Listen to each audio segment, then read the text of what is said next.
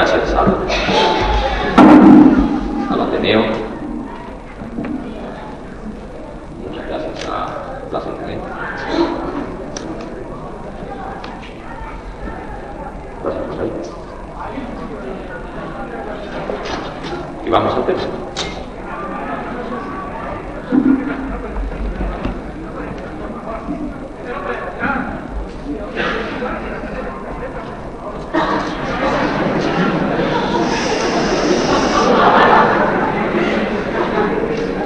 El 2 de mayo de 1916, Ortega presentaba aquí, en Madrid y en el Ateneo, a Bergson. En esa oportunidad explicaba que esta sociedad, el Ateneo, era una institución de cultivo y de culto de las ideas. Siguiendo ese punto de vista es que nosotros vamos a hablar aquí, en el Ateneo, no de literatura, como aparentemente propone la naturaleza del libro que presentamos,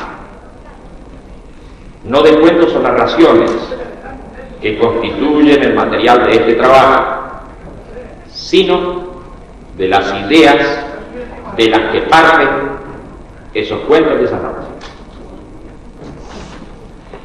Desde luego no estamos diciendo que cuando se trata un tema literario las ideas estén ausentes, sino que generalmente es el enfoque estético el que prima.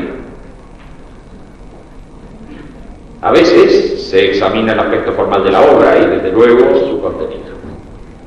El autor pasa a revista sus vivencias y no se acerca a su biografía, a su sensibilidad, a su percepción del mundo.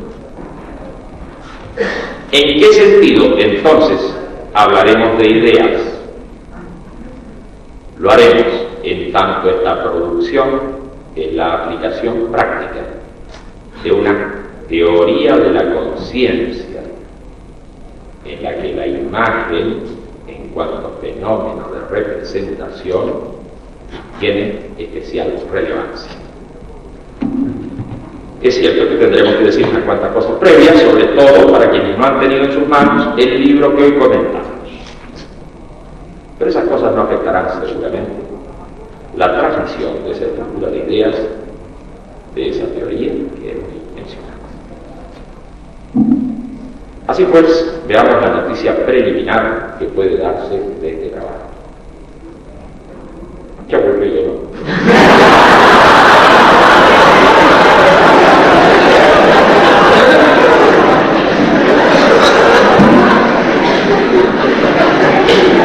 Este libro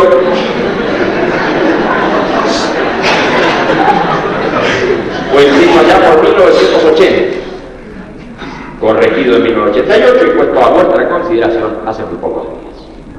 En este punto quisiera leer al comentarista que nos dice lo siguiente.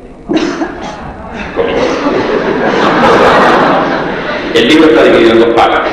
La primera, llamada Narraciones, es un conjunto de 12 cuentos y constituye el cuerpo más denso y complejo. La segunda, bajo el título de Juegos e Imágenes, consta de 9 descripciones más sencillas, pero también más ágiles que las de la primera parte. A este material se lo puede considerar desde diferentes puntos de vista. El más superficial nos muestra una serie de relatos breves con final feliz.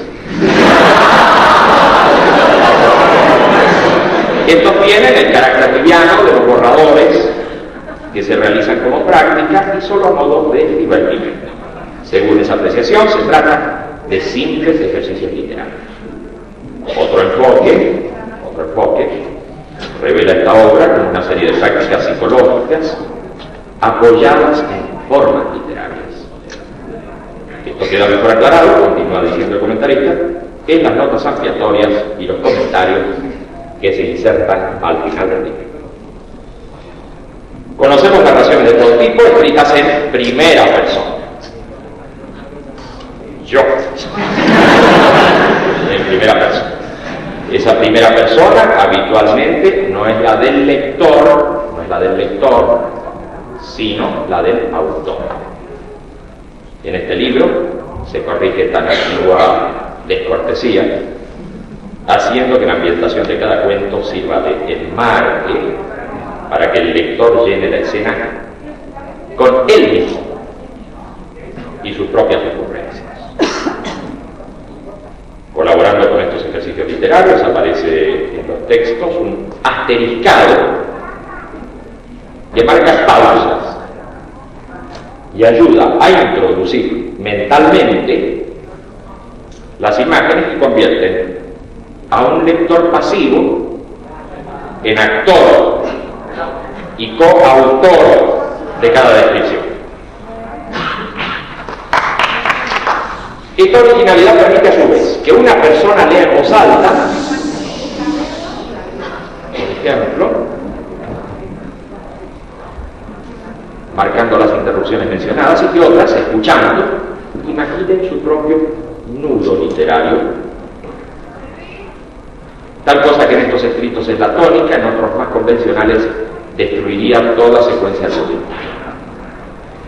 Debe anotarse que en toda pieza literaria, el lector o el espectador, si se trata de representaciones teatrales, fílmicas o televisivas, puede identificarse más o menos plenamente con los personajes, pero reconociendo en el momento o posteriormente diferencias entre el actor que aparece incluido en la obra y el observador que está afuera de la producción y que no es otro que él mismo. En este libro ocurre lo contrario. El personaje es el observador, agente y paciente de acciones y emociones. Resulte no de nuestro agrado estas experiencias guiadas, dice el comentarista, habremos de reconocer cuando menos que estamos en presencia de una novedosa iniciativa literaria y que eso indudablemente no sucede todos los días. Ahí concluye la carta. Como se ha comentado, se trata de pequeños cuentos en los que un asteriscado permite detener la secuencia a fin de colocar en ese momento la imagen que al lector le parezca adecuada. De esa manera se continúa el desarrollo, pero ya dinamizando el nuevo elemento introducido. Veamos un caso que bien puede ser el de la primera narración titulada El niño. Estoy en un parque de diversiones. Es de noche. Veo por todas partes juegos mecánicos plenos de luz y movimiento. Pero no hay nada. Sin embargo, descubro cercanía a un pequeño de unos 10 años. Está de espaldas. Me acerco. Y cuando gira para mirarme, advierto que soy yo mismo cuando era niño. Asterisco. Es decir, interrupción para ponerme a mí mismo en cuanto a imagen, tal cual sugiere el título.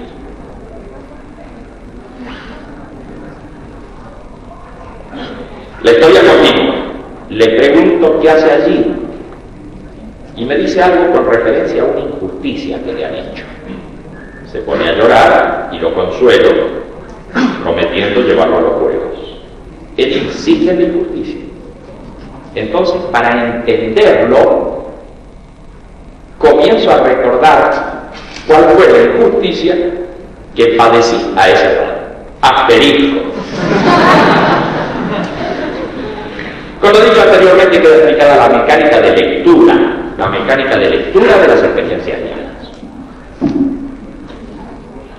Por otra parte, existe un esquema de construcción al que se ajustan todas ellas. Primeramente, hay una entrada en tema y una ambientación general. Luego, un aumento de la tensión dramática, por así decirlo. En tercer lugar, una representación vital problemática. Cuarto, un desenlace como solución al problema. Quinto, una disminución de la tensión general. Y sexto, una salida no abrupta de la experiencia, generalmente desandando algunas etapas ya vistas anteriormente en el relato. Hemos de agregar algunas otras consideraciones respecto al armado del enmarque de situación, del contexto en el que se da la experiencia.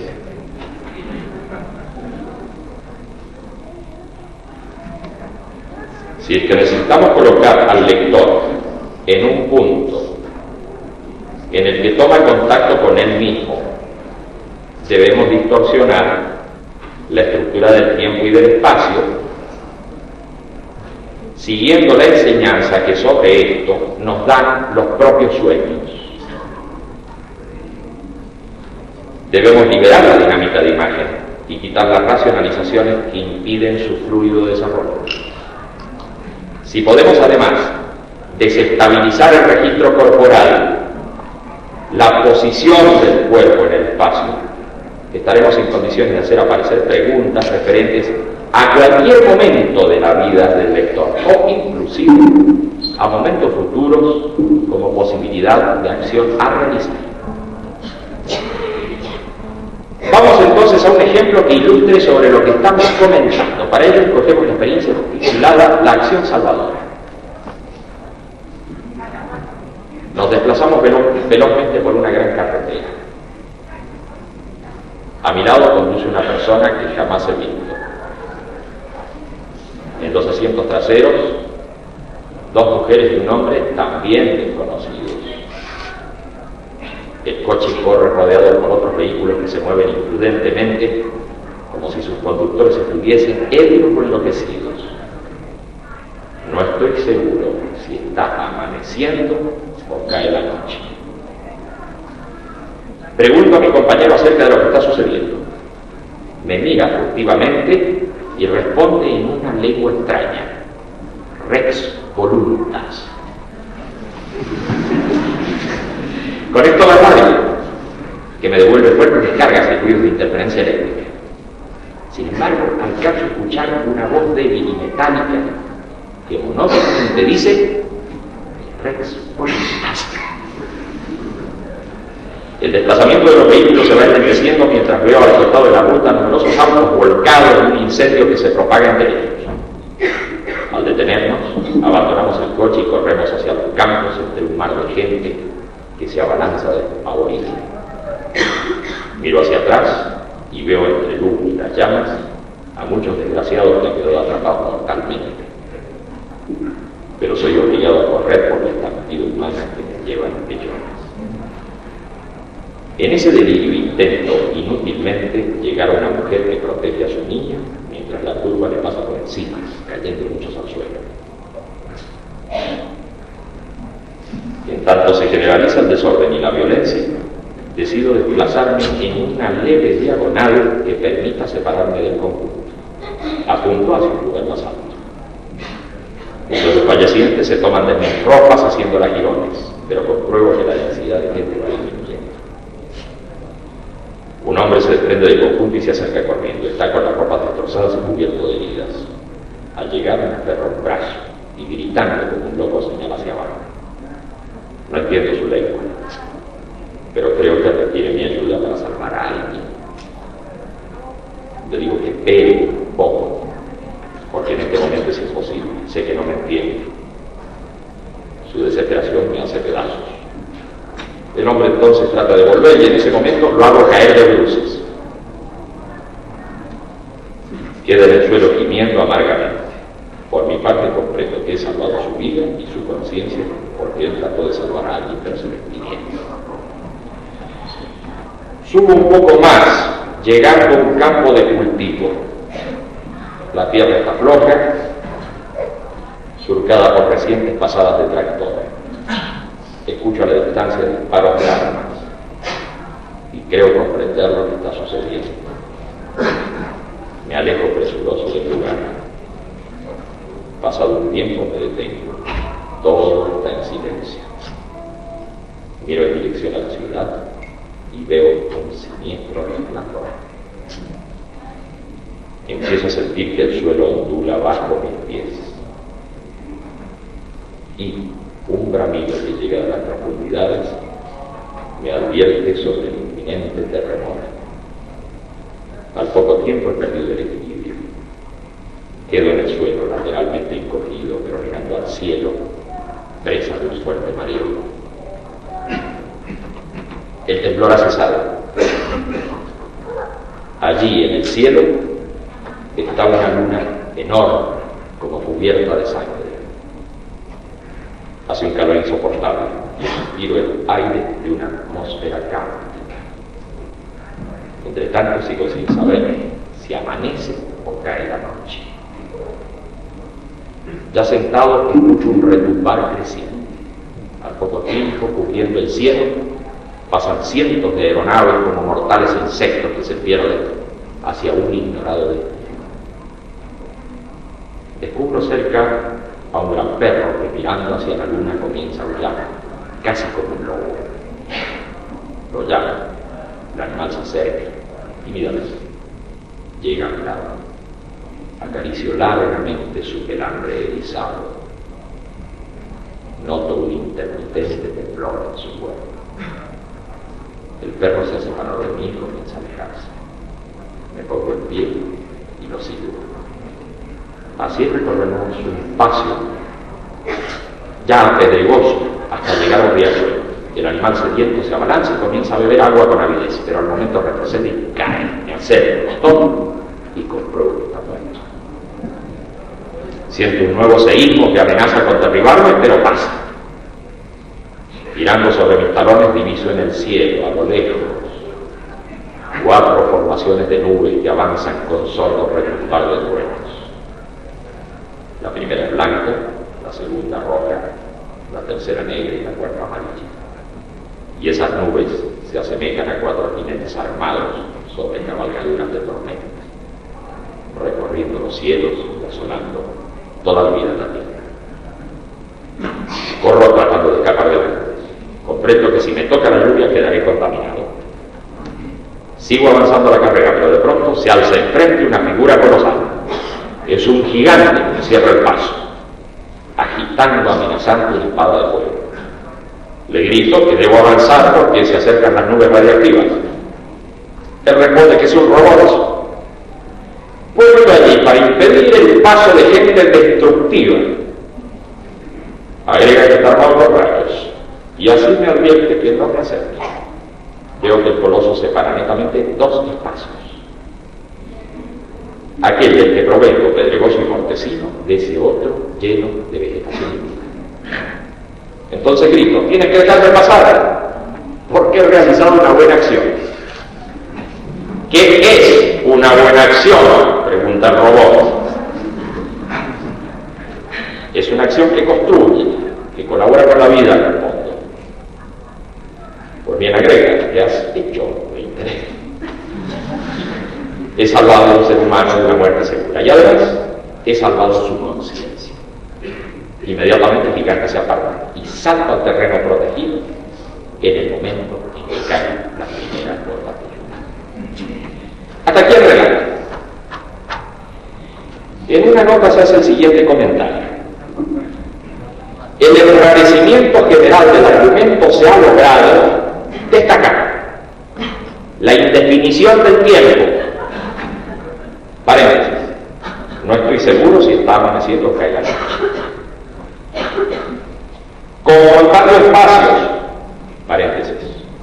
Veo que el coloso separa netamente 2 espacios. De provengo, del goce mortecino, de ese otro lleno de vegetación y vida.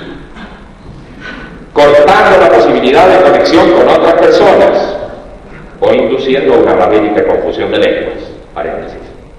Pregunto a mi compañero acerca de lo que está sucediendo. Me mira furtivamente y responde en una lengua extraña, rex volúmenes.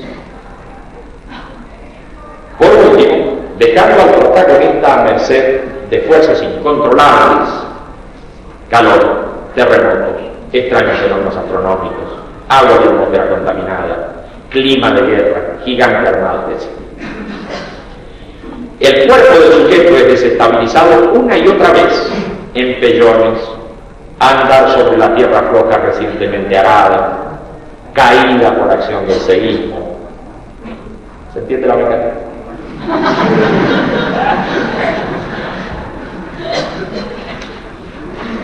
En muchas experiencias se repite el esquema del enmarque comental, pero con imágenes diferentes y enfatizando en el nudo particular que se quiere tratar. Por ejemplo, en la experiencia llamada El Gran Error, todo gira alrededor de el malentendido. El malentendido encarándolo desde la confusión de las perspectivas. A su vez, como se trata de un hecho que hay que modificar en el pasado, un hecho en nuestra vida que quisiéramos se hubiera producido de otro modo, debemos producir alteraciones temporoespaciales, desde luego, que modifican la percepción de los fenómenos y en efecto terminan por modificar la óptica, la perspectiva desde la que vemos nuestro pasado. Así es posible no ya modificar los hechos que ocurrieron, pero sí el punto de vista sobre los mismos. Y en este caso, la integración de tales contenidos cambia considerablemente. Vamos a una parte de este cuento. Estoy de pie frente a una especie de tribunal. La sala repleta de gente. Permanece en silencio. Por todas partes veo rostros severos. Cortando la tremenda tensión acumulada en la concurrencia, el secretario, ajustando sus gafas, toma un papel y anuncia solemnemente: este tribunal condena al acusado a la pena de muerte. Inmediatamente se produce un griterío. Hay quienes aplauden, otros abuchean. Alcanza a ver una mujer que cae desmayada. Luego, un funcionario logra imponer silencio. El secretario me clava su turbia mirada al tiempo que pregunta: ¿tiene algo que decir? Le respondo que sí. Entonces todo el mundo vuelve a sus asientos. Inmediatamente pido un vaso con agua. Y luego de alguna agitación en la sala, alguien me lo acerca. Lo llevo a la boca y tomo un buche.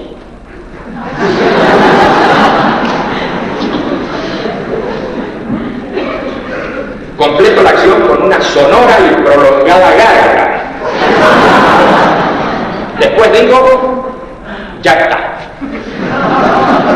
Alguien del tribunal me increpa ásperamente: ¿cómo que ya está? Le respondo que sí, que ya está. En todo caso, para conformarlo, le digo que el agua del lugar es muy buena, que quién lo hubiera dicho, y dos o tres gentilezas por el estilo. El secretario termina de leer el papel con estas palabras: por consiguiente, se cumplirá la sentencia hoy mismo, dejándolo en el desierto, sin alimentos y sin agua. Sobre todo sin agua. He dicho. Le repito con fuerza: ¿cómo que he dicho? El secretario, arqueando las cejas, afirma: lo que he dicho, he dicho. Al poco tiempo, me encuentro en medio del desierto, viajando en un vehículo y escoltado por dos hombres. Paramos y uno de ellos dice: ¡baja! Entonces bajo. El vehículo gira y regresa por donde va. Lo veo hacerse cada vez más pequeño a medida que se aleja entre ellos. Bueno, en el cuento sobrevienen luego algunos incidentes y finalmente ocurre esto. Pasó la tormenta, el sol se ha puesto.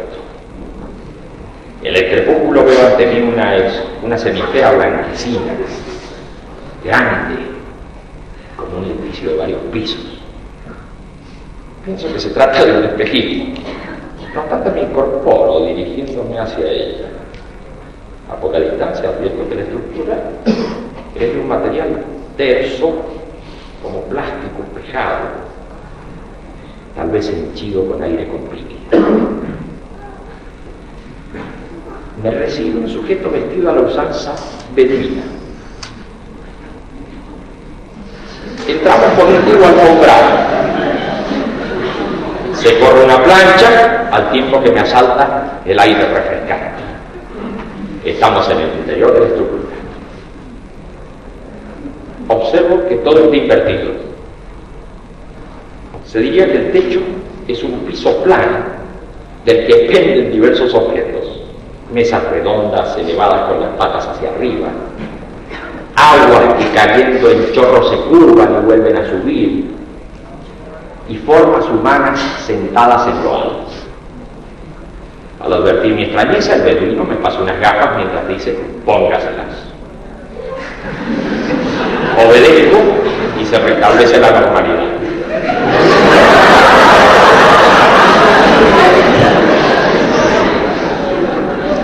Al frente veo una gran fuente que expele verticales chorros de agua. Hay mesas y diversos objetos exquisitamente combinados en color y forma. Se me acerca gateando el secretario.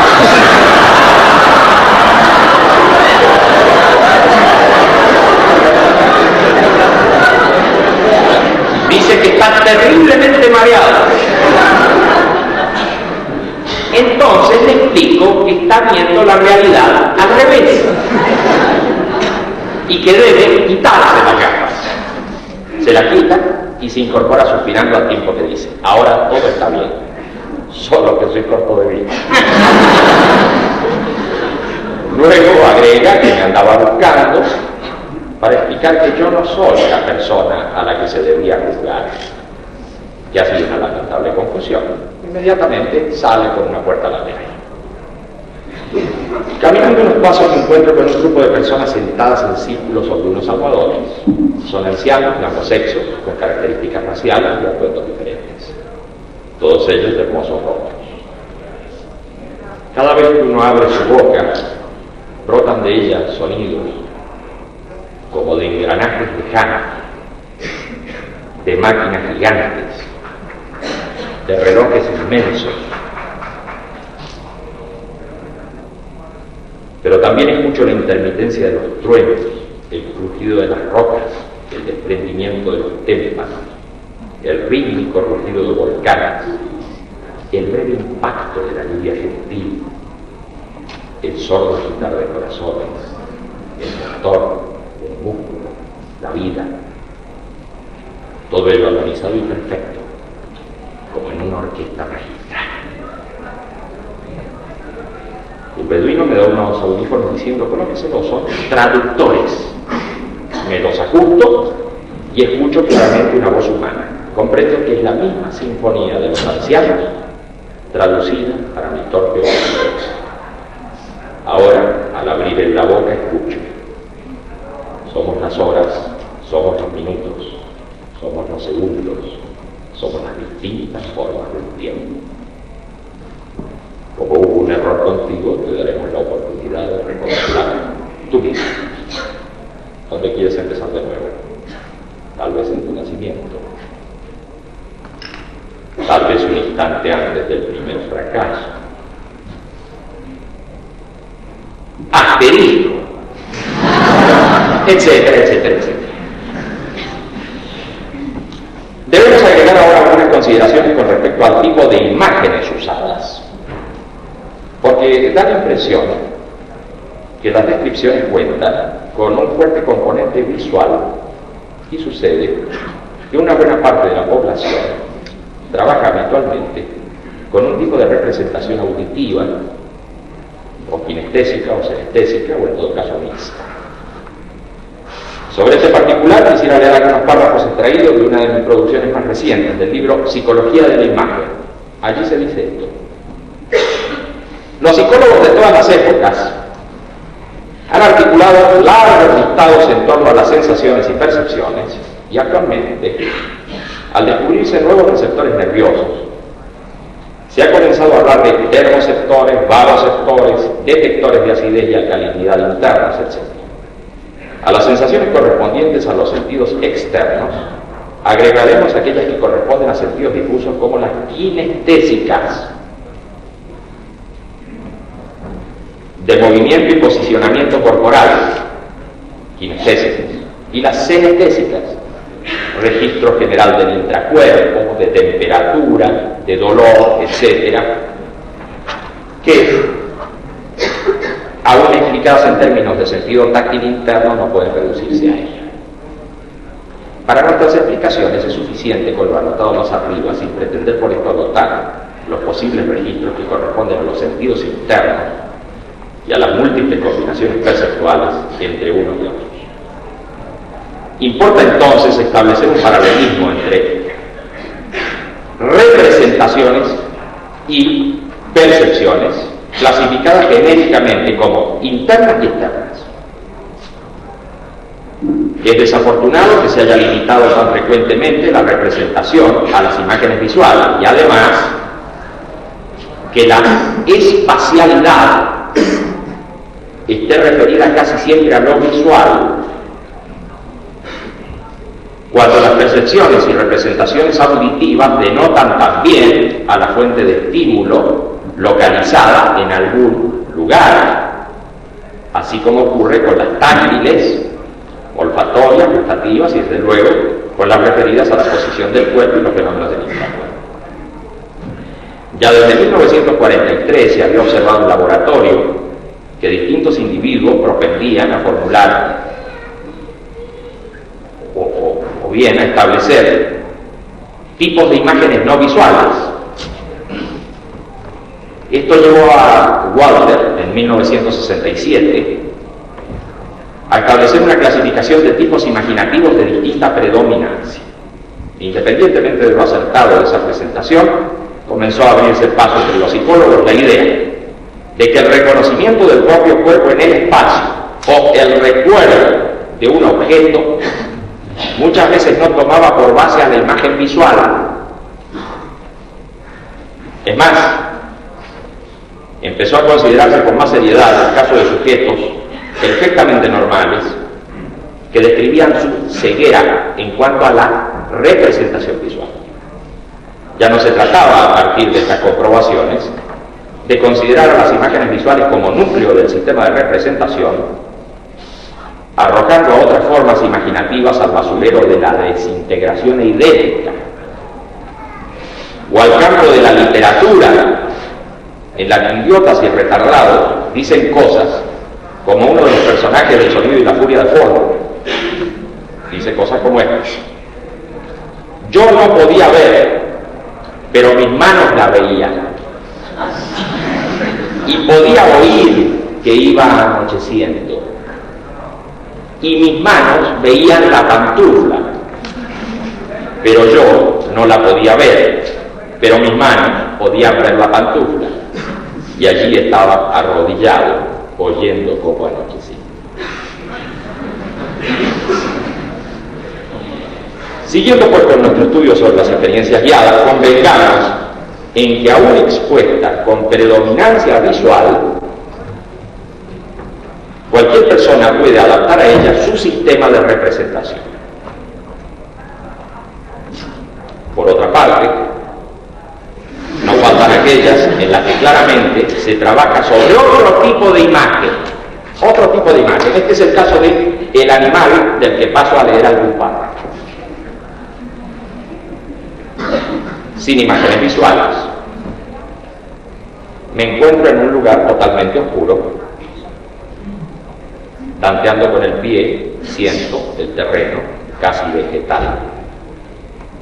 Sé que en alguna parte hay un abismo. Percibo muy cerca a ese animal que siempre me provocó la inconfundible sensación de asco y terror. Tal vez un animal, tal vez muchos, pero es seguro que se aproxima irrevisiblemente. Un zumbido en mis oídos a veces confundido con un viento lejano, contrasta el silencio definitivo. Mis ojos muy abiertos no ven, mi corazón se agita. Si la respiración es fina como un hilo, la garganta oprime el paso de un sabor amargo. Algo se acerca. Pero ¿qué hay atrás mío? Que me eriza y que enfría mis espaldas como un hielo. Mis piernas flaquean, y si algo me atrapa o me roza con su aliento, o salta sobre mí desde atrás, no tendré defensa alguna. Estoy inmóvil, solo espero. Veamos otro caso, pero ahora de diferentes tipos de imágenes y de traducción de un sistema de representación a otro. En esto puede ayudarnos una parte de la experiencia llamada el festival.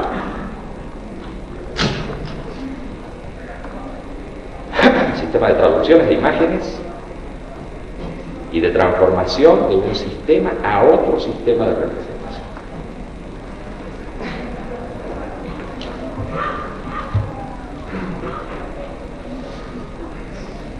Acostado en una cama, creo estar en la habitación de un hospital. Escucho apenas el goteo de un grifo de agua mal cerrado. Intento mover los miembros y la cabeza, pero no me responden. Con esfuerzo, mantengo los párpados abiertos. El techo es blanco y liso.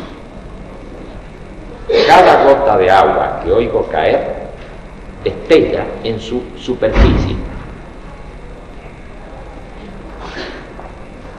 Así, como un trozo de luz. Una gota, una raya, luego otra, después muchas líneas, más adelante ondulaciones.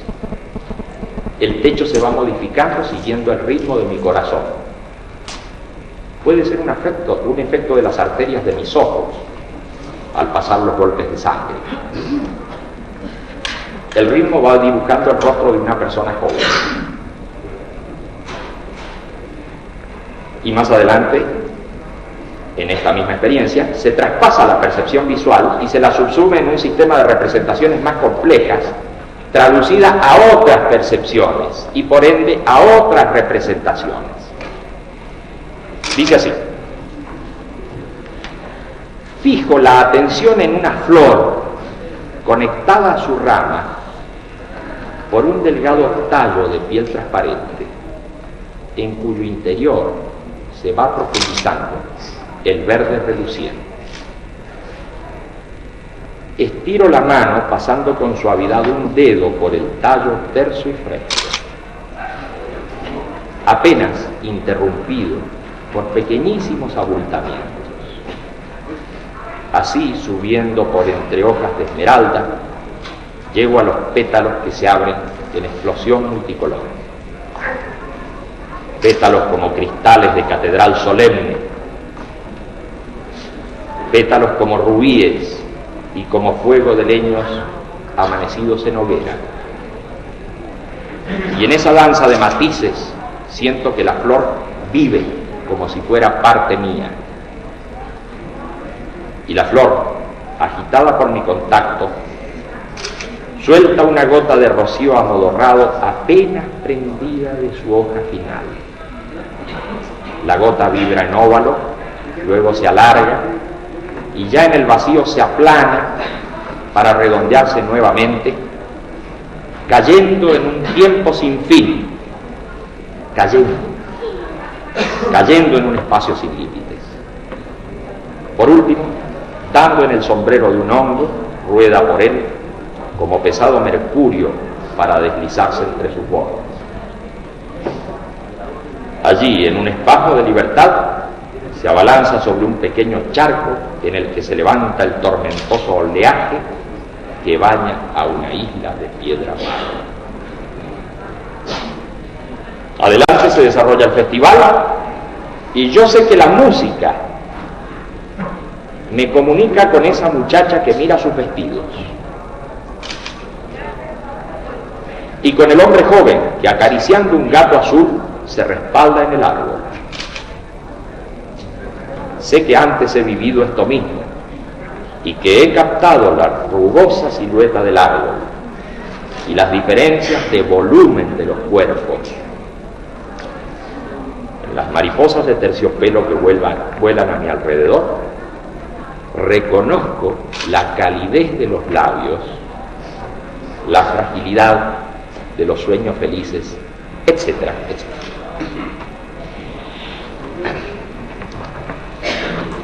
Pero en las experiencias, las imágenes no solamente están emplazadas delante del sujeto o a su alrededor, sino en su interior.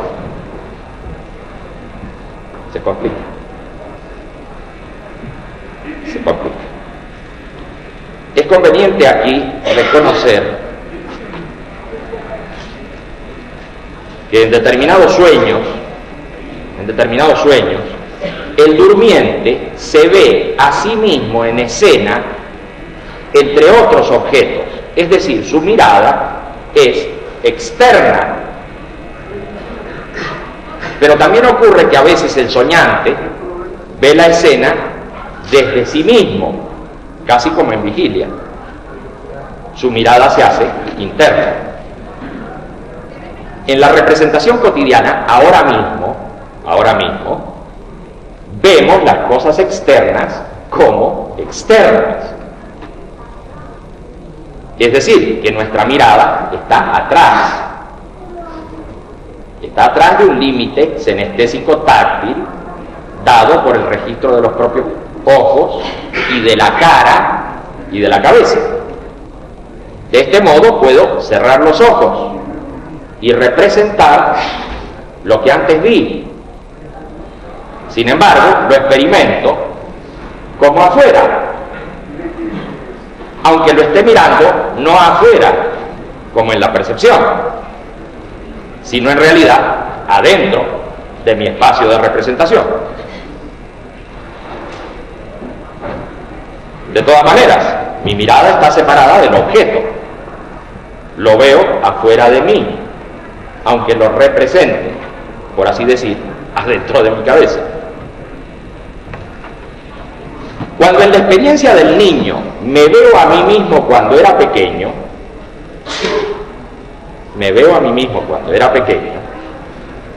veo en realidad al niño desde el registro mío actual, en el cual me reconozco.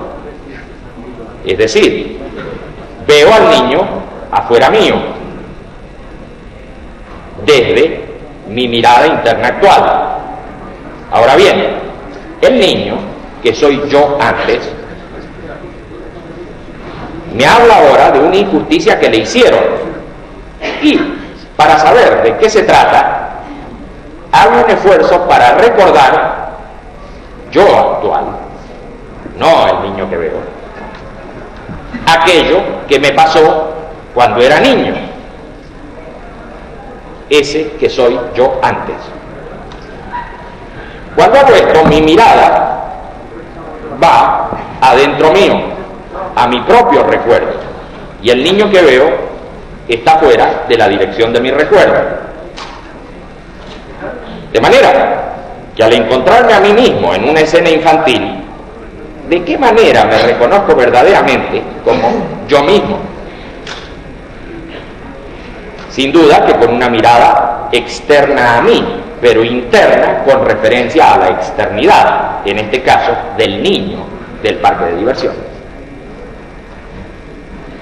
Esto plantea interesantes cuestiones, pero para allanar el tema, digamos que en general puedo hablar de representaciones puestas como afuera y de otras puestas como adentro, recordando que esto del afuera y el adentro simplemente lo estamos considerando desde la diferencia que pone el límite senestésico táctil de ojos, cara y cabeza. Comprendido esto, veamos algunos ejemplos de diferencias en los emplazamientos de las miradas y las escenas. Se hizo pesado. Y bueno, En la experiencia llamada el deshollinador se dice, pasado un tiempo el deshollinador se levanta y toma un objeto alargado, ligeramente curvo, se pone enfrente mío y dice: abra la boca. Yo obedezco. Luego siento que me introduce esa especie de larga pinza que me llega hasta el estómago. Sin embargo, advierto que puedo tolerarla. De pronto grita: lo atrapé, y comienza a retirar el objeto poco a poco. Al principio creo que me desgarra algo, pero luego siento que se produce en mí una sensación placentera, como si desde las entrañas y los pulmones se fuera desprendiendo algo que estuvo malignamente adherido durante mucho tiempo. Cierra comillas. Aquí está claro que estamos trabajando con registros anestésicos, imágenes del intracuerpo, pero cuando lo imaginado afuera, al igual que lo percibido afuera en la vida cotidiana, produce acciones en el intracuerpo, el tipo de modificación de escena y mirada sigue la mecánica que vimos en el relato del niño, solamente que lo imaginado como afuera no es como el niño visualmente considerado, sino que en el afuera pongo una suerte de registro anestésico, no en cuanto que siento algo en mi interior y ahora ese sentir está fuera de mi cuerpo, sino en tanto lo sentido en mi interior es externo a mi mirada o a un nuevo registro anestésico que se internaliza más aún. Sin este mecanismo de cambio en la posición y perspectiva de la mirada y la escena, no serían viables numerosos fenómenos de la vida diaria. ¿Cómo sería posible que un objeto externo me produjera repugnancia por el solo hecho de mirarlo?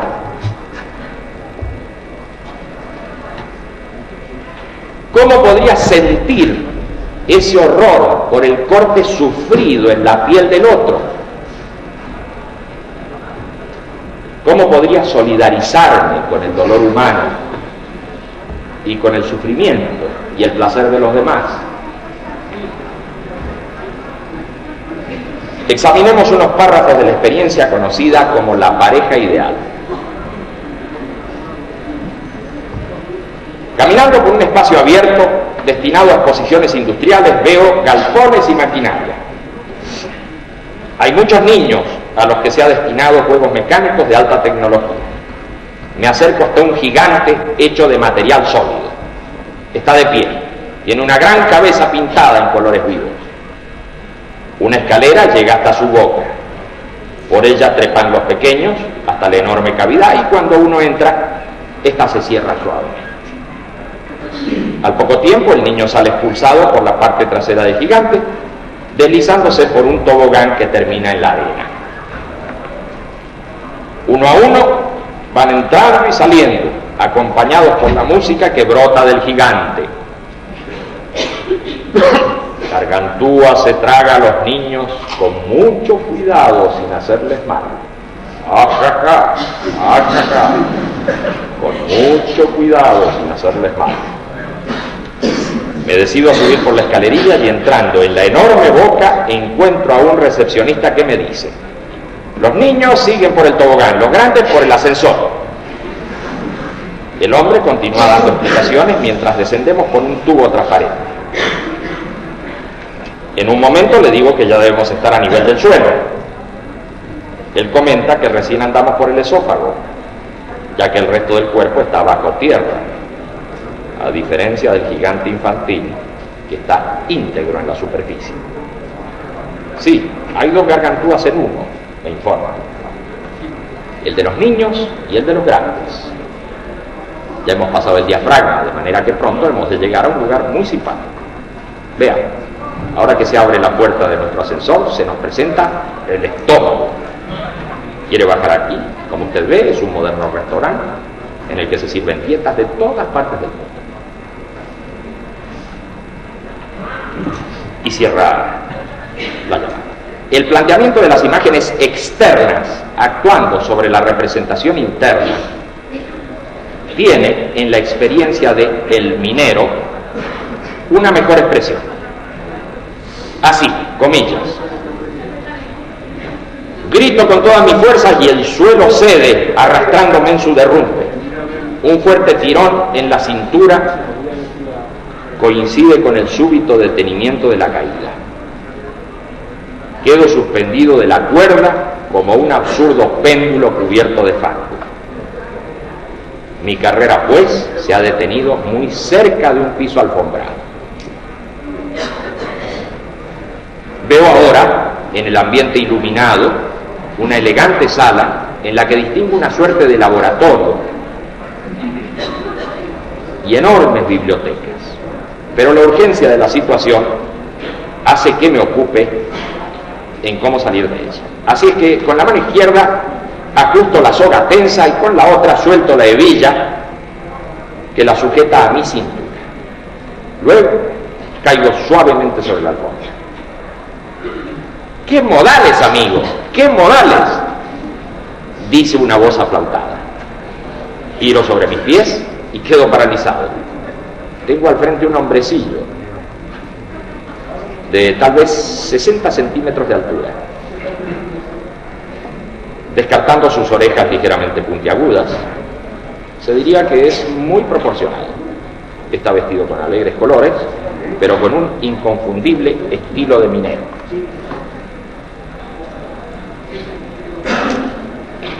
Me siento entre ridículo y desolado cuando me ofrece un cóctel.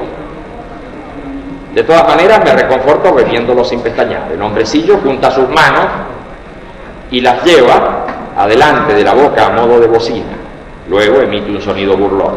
Le pregunto qué significa esa mofa y responde que gracias a ella mi digestión habrá de funcionar mejor en el futuro.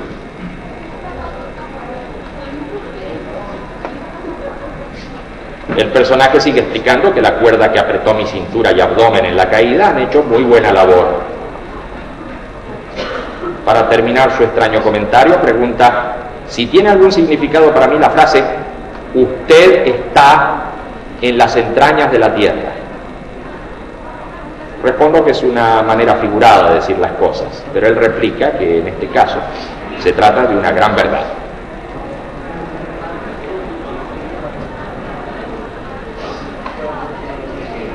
Entonces agrega, usted está en sus propias entrañas. Cuando algo anda mal en las vísceras, las personas piensan cosas extraviadas. A su vez, los pensamientos negativos perjudican las vísceras. Así es que en adelante cuidará usted este asunto. Si no lo hace, me pondré a caminar y usted sentirá fuertes cosquilleos y todo tipo de molestia interna. Tengo algunos colegas que se ocupan de otras partes, como los pulmones, el corazón, etc. Dicho esto, el hombrecillo comienza a caminar por las paredes y el techo, al tiempo que registro tensiones en la zona abdominal, el hígado y los riñones. Luego me arroja un chorro de agua con una manguera de oro, limpiándome cuidadosamente el barro. Quedo seco al instante, metiendo en un amplio sofá y comienzo a relajarme. El hombrecito pasa rítmicamente una escobilla por mi abdomen y cintura, logrando yo una notable relajación en esas zonas. Comprendo que al aliviarse los malestares del estómago, hígado o riñones, cambian mis ideas y sentimientos. Percibo una vibración, siento que me voy elevando, estoy en el montacargas, subiendo hacia la superficie de la Tierra, hacia el mundo exterior. En esta experiencia, el hombrecillo nos ha resultado un verdadero experto de la teoría de la imagen senestésica.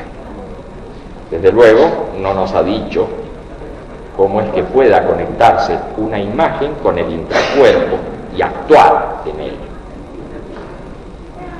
Anteriormente vimos, con alguna dificultad, que la percepción de objetos externos servía de base a la elaboración de la imagen y que ésta nos permitía representar nuevamente lo presentado previamente a los sentidos.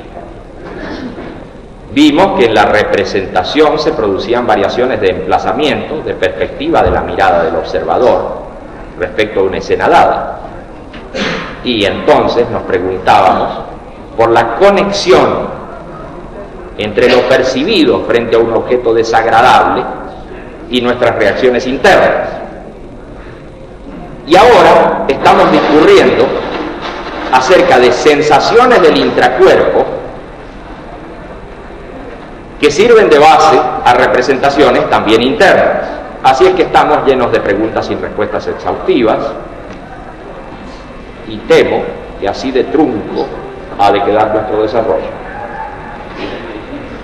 De todas formas, quisiera agregar algunas consideraciones. En tanto se siga considerando a la imagen como una simple copia de la percepción, en tanto se siga creyendo que la conciencia en general mantiene una actitud pasiva frente al mundo, respondiendo a él como reflejo, no podremos responder ni a las anteriores preguntas ni a otras en verdad fundamentales. Para nosotros la imagen es una forma activa de ponerse la conciencia como estructura en el mundo. Ella puede actuar sobre el propio cuerpo y el cuerpo en el mundo, dada la intencionalidad que se dirige fuera de sí y no responde simplemente a un para sí o a un en sí natural, reflejo y mecánico. La imagen actúa en una estructura espacio-temporal y en una espacialidad que llamamos espacio de representación.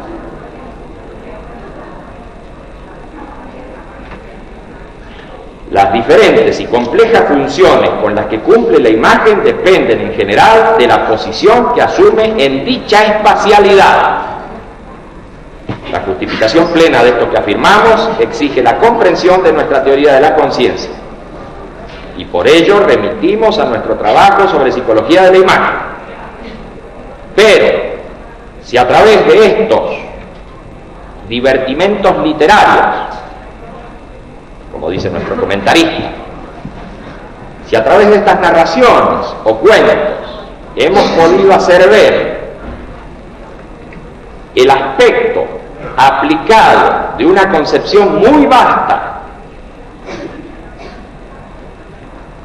no hemos faltado a lo prometido al comienzo de nuestra explicación, cuando dijimos que íbamos a ocuparnos de este escrito, de estas experiencias guiadas, no desde el punto de vista literario, sino desde las ideas que dan lugar a esta expresión literaria. Nada más. Muchas gracias.